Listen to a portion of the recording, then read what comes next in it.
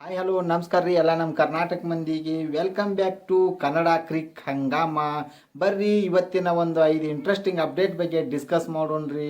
ಅದಕ್ಕಿಂತ ಮೊದಲ ಇನ್ನು ಯಾರು ನಮ್ಮ ಚಾನಲ್ ಸಬ್ಸ್ಕ್ರೈಬ್ ಮಾಡಿಲ್ಲ ಅವರು ಸಬ್ಸ್ಕ್ರೈಬ್ ಮಾಡ್ಕೊರಿ, ಹಂಗೆ ಫಾಲೋ ಮಾಡೋದು ಮರಿಬೇಡ್ರಿ ಅಂತ ಹೇಳಿ ಇವತ್ತಿನ ವಿಡಿಯೋದ ಬಗ್ಗೆ ಡಿಸ್ಕಸ್ ಮಾಡೋಣ ಬರ್ರಿ. ಇಲ್ಲಿ ನೋಡ್ರಿ ಫಸ್ಟ್ ಅಪ್ಡೇಟ್, ಗೌತಮ್ ಗಂಭೀರ್ ಅವರು ಹೆಡ್ ಕೋಚ್ ಆಗಿ 1 ವರ್ಷ ಆಯಿತು, ಕರೆಕ್ಟಾಗಿ ಜುಲೈ 7ನೇ ತಾರೀಕಿಗೆ. ಈಗ ಅವರ ಒಂದು ಹೆಡ್ ಕೋಚ್ ಆದಾಗಿಂದನೂ ಕೂಡ ಭಾರತ ಒಂದು T20ನಲ್ಲಿ ಆಗಿರ್ಬೋದು ಮತ್ತು ODIದಾಗ ಆಗಿರ್ಬೋದು, ಅದ್ರ ಜೊತೆ ಟೆಸ್ಟ್ನಾಗ ಯಾವ ರೀತಿ ಪರ್ಫಾರ್ಮೆನ್ಸ್ ಕೊಟ್ಟೈತೆ ಅನ್ನೋದ್ರ ಬಗ್ಗೆ ಡಿಸ್ಕಸ್ ಮಾಡೋಣ್ರಿ. ಯಾಕಂದ್ರೆ ಗೌತಮ್ ಗಂಭೀರ್ ಅವರು ಟೆಸ್ಟ್ನೊಳಗೆ ಅಷ್ಟೊಂದು ಅವ್ರ ಪರ್ಫಾರ್ಮೆನ್ಸ್ ಚಲೋ ಇಲ್ಲ ಅಂತ ಹೇಳ್ಬೋದು. ಅದು ಆದಮೇಲೆ ODIನ ಹೆಂಗೈತಿ, ಅದ್ರ ಜೊತೆಗೆ T20ನಾಗ ಎಷ್ಟು ಪರ್ಸೆಂಟ್ ವಿನ್ ಐತಿ, ಅದನ್ನೆಲ್ಲ ಈಗ ನೋಡ್ಕೊಂಬರೋನು ಬರ್ರಿ. ಮೊದಲನೇದು ಹೇಳಬೇಕಪ್ಪ ಅಂದ್ರೆ T20 ಒಳಗೆ ಆಡಿರೋದ್ರಾಗ 90% ವಿನ್ನಿಂಗ್ ಪರ್ಸೆಂಟೇಜ್ ಐತಿ ಗೌತಮ್ ಗಂಭೀರ್ ಅವ್ರದ್ದು. ಅದು ಆದಮೇಲೆ ODI ಒಳಗೆ 72.7% ವಿನ್ನಿಂಗ್ ಪರ್ಸೆಂಟೇಜ್ ಐತಿ. ಅದಾದಮೇಲೆ ಟೆಸ್ಟ್ ಒಳಗಂತೂ ಪೂರ್ತಿ ತೀರಾ ಕಡಿಮೆನೇ ಐತೆ ಅಂತ ಹೇಳ್ಬೋದು. ಯಾಕಂದ್ರೆ ಆಡಿರೋ ಟೆಸ್ಟ್ ಒಳಗೆ 2-3 ಅಷ್ಟೇ ವಿನ್ ಆಗಿದ್ದರು. 30% ಐತಿ, ಬರೀ 30.7% ವಿನ್ ಆಗಿದ್ದಾರೆ ಅಷ್ಟೇ. ಅದು ಇದನ್ನು ನೋಡಿದ್ರೇ ಗೊತ್ತಾಗ್ತೈತಿ ಗೌತಮ್ ಗಂಭೀರ್ ಅವರು ಟೆಸ್ಟ್ಗೆ ಅಷ್ಟೊಂದು ಕ್ಯಾಲಿಬರ್ ಇಲ್ಲ ಅಂತಲೇ ಹೇಳ್ಬೋದು. ಯಾಕಂದ್ರೆ ಅವರು ಟೆಸ್ಟ್ 3 ಫಾರ್ಮ್ಯಾಟ್ಗೂ ಅವ್ರನ್ನ ಹೆಡ್ ಕೋಚ್ ಆಗಿ ನೇಮಿಸಿದ್ರು. ಆದರೆ ಈ ಒಂದು ಟೆಸ್ಟಿಂದ ಅವರಿಗೆ ಅಷ್ಟೊಂದು ಯೂಸ್ ಇಲ್ಲ ಅಂತಲೇ ಹೇಳ್ಬೋದು. ಯಾಕಂದ್ರೆ T20 ಒಳಗೆ ಪರ್ಫಾರ್ಮೆನ್ಸ್ ಚಲೋ ಐತಿ, ಅದ್ರ ಜೊತೆ ODI ಒಳಗೂ ಬೆಸ್ಟ್ ಆಡಿದಾರು, ಬೆಸ್ಟ್ ಅವ್ರು ಪರ್ಫಾರ್ಮೆನ್ಸ್ ಕೊಟ್ಟಿದ್ದಾರೆ. ಆದರೆ ಟೆಸ್ಟ್ನಾಗ ಅವ್ರಿಗೆ ಒಂದು ಅದ್ಭುತವಾದಂಥ ಪರ್ಫಾರ್ಮೆನ್ಸ್ ಕೊಡೋಕ್ಕಾಗಲಿಲ್ಲ. ಇದ್ರ ಬಗ್ಗೆ BCCI ಮ್ಯಾನೇಜ್ಮೆಂಟ್ ಏನೋ ಒಂದು ಡಿಸಿಷನ್ ತೊಗೋತೈತಿ ಅಂತ ನಾವೆಲ್ಲ ಕಾದು ನೋಡ್ಬೇಕಾಗಿತ್ತು ನೋಡ್ರಿ. ಐತೆ ನೋಡ್ರಿ 2ನೇ ಅಪ್ಡೇಟ್, ನಮ್ಮ ಕನ್ನಡಿಗ KL ರಾಹುಲ್ ಅವರು ಇಂಗ್ಲೆಂಡ್ ಒಳಗೆ, ಅದು ಇಂಗ್ಲೆಂಡ್ನ ವಿರುದ್ಧ 15 ಟೆಸ್ಟ್ ಇನ್ನಿಂಗ್ಸ್ ಆಡಿದರು. 15 ಟೆಸ್ಟ್ ಇನ್ನಿಂಗ್ಸ್ ಒಳಗೆ ಅವರು 100 ಅಂದರೆ 100 4 ಸಾರಿ ಹೊಡೆದರು, 50 2 ಸಾರಿ ಹೊಡೆದರು, 40+ ರನ್ 3 ಸಾರಿ ಹೊಡೆದರು. ಈ ರೀತಿ ಒಂದು ಬ್ಯಾಟಿಂಗ್ ನೋಡ್ರಿ ಬೇರೆ ಯಾವ ಬ್ಯಾಟ್ಮನ್ ಕೂಡ ಅದು ಇಂಗ್ಲೆಂಡ್ ಒಳಗೆ ಆಡಿಲ್ಲ ಅಂತಲೇ ಹೇಳ್ಬೋದು. ಯಾಕಂದರೆ ಈ KL ರಾಹುಲ್ ಅವ್ರು ನೀವು ಓಪನಿಂಗ್ ಬ್ಯಾಟ್ಸ್ಮನ್ ಆಗಿ ಆಡಿಸಿ 3rd ಪ್ಲೇಸು 4th ಪ್ಲೇಸ್ ಪ್ರತಿಯೊಂದು ಇದರಲ್ಲೂ ಕೂಡ ಅವರು ಅದ್ಭುತವಾಗಿ ಪರ್ಫಾರ್ಮೆನ್ಸ್ ಕೊಟ್ಟಿದ್ದಾರೆ ಅಂತಲೇ ಹೇಳ್ಬೋದು. ಅದು ಅವ್ರು 15 ಇನ್ನಿಂಗ್ಸ್ ಒಳಗೆ 839 ರನ್, ಅದು ಎವರೇಜು 55 ಎವರೇಜ್ನಲ್ಲಿ ಇಷ್ಟೊಂದು ರನ್ ಹೊಡೆದಿರೋದು ಅದು ಈ ಒಬ್ಬ ಇಂಡಿಯನ್ ಬ್ಯಾಟ್ಸ್ಮನ್ ಆಗಿ KL ರಾಹುಲ್ ಅವರು ಕಾಣಿಸ್ಕೊತಾರೆ. ಯಾಕಂದರೆ ಈ ರೀತಿ ಬ್ಯಾಟಿಂಗು ಆಡಿರೋದು ಬೇರೆ ಯಾವ ಬ್ಯಾಟ್ಮನ್ ಕೂಡ ಹಂಗೆ ಆಡಿಲ್ಲ ಅಂತಲೇ ಹೇಳ್ಬೋದು ನೋಡ್ರಿ. ಇಲ್ಲಿ ಐತೆ ನೋಡ್ರಿ 3ನೇ ಅಪ್ಡೇಟ್, ಒಂದು 2 ದಿನದ ಹಿಂದನ ICCದವರು ಒಂದು ರ್ಯಾಂಕಿಂಗ್ ರಿಲೀಸ್ ಮಾಡಿದರು.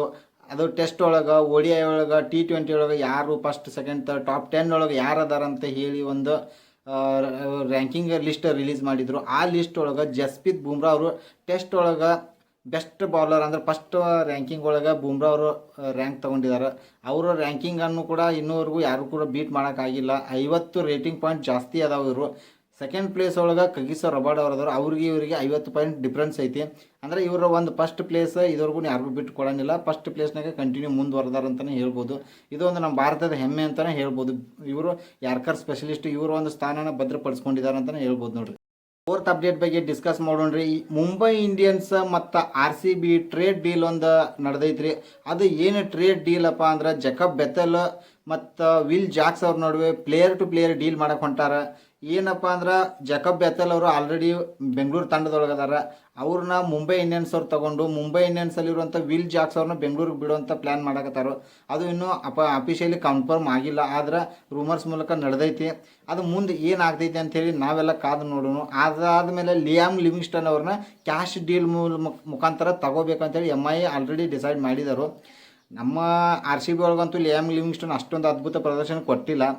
ಅದಕ್ಕೆ ನಮ್ಮ RCB ಅವರು 100% ಈ ಒಂದು ಡೀಲಿಗೆ ಒಪ್ಕೋಬೋದು ಅಂತ ಅಂದ್ಕೊಂಡಿದ್ದಾನು. ಯಾಕಂದ್ರೆ ಕ್ಯಾಶ್ ಡೀಲ್ ಮೂಲಕ ತಗೊಳಕತ್ತಾರೋ, ಯಾವುದೇ ಥರ ಪ್ಲೇಯರ್ ಡೀಲ್ ಮಾಡಿಲ್ಲ. ಇದರೊಳಗೆ ಕ್ಯಾಶ್ ಡೀಲ್ ಎಷ್ಟು ಅವ್ರನ್ನ ಬಿಡ್ ಮಾಡಿ ತಗೊತಾರಂತೇಳಿ ನಾವೆಲ್ಲ ಕಾದು ನೋಡಬೇಕು. ಇನ್ನು ರೆಸಿ ಟಾಪ್ಲೆ ಮತ್ತು ಅದ್ರ ಜೊತೆ ಲುಂಗಿ ಎನ್ಗಿಡಿ RCBದೊಳಗದಾರ. ರೆಸಿ ಟಾಪ್ಲೆ ಅವರು ಮುಂಬೈ ಇಂಡಿಯನ್ಸ್ ಒಳಗದಾರ. ಇವ್ರನ್ನ ಸ್ವೈಪ್ ಮಾಡೋದ್ರ ಮೂಲಕ ಪ್ಲೇಯರ್ ಟು ಪ್ಲೇಯರ್ ಡೀಲ್ ಮಾಡಕತ್ತಾರೆ. ಲುಂಗಿ ಎಂಗಿಡಿ ಅವರು ಆ ಮುಂಬೈ ಇಂಡಿಯನ್ಗೆ ಹೋಗಿ, ರೆಸಿ ಟಾಪ್ಲೆ ಅವರು ಬೆಂಗಳೂರು ಬರುವಂಥ ಚಾನ್ಸಸ್ ಜಾಸ್ತಿ ಐತೆ ಅಂತಲೇ ಹೇಳ್ಬೋದು ನೋಡ್ರಿ. 5th ಅಪ್ಡೇಟ್, ರವೀಂದ್ರ ಜಡೇಜಾ ಅವರು ಒಂದು ಟೆಸ್ಟ್ ಆಲ್ರೌಂಡರ್ ಸೆಕ್ಷನ್ ಒಳಗೆ ಫಸ್ಟ್ ಪ್ಲೇಸ್ನಾಗ ಬರ್ತಾರೆ ನೋಡ್ರಿ. 409 ಪಾಯಿಂಟ್ ರೇಟಿಂಗ್ ಪಾಯಿಂಟ್ ತಗೊಳ್ಳೋದ್ರ ಮೂಲಕ ಫಸ್ಟ್ ಪ್ಲೇಸ್ನಾಗ ಅದಾರು.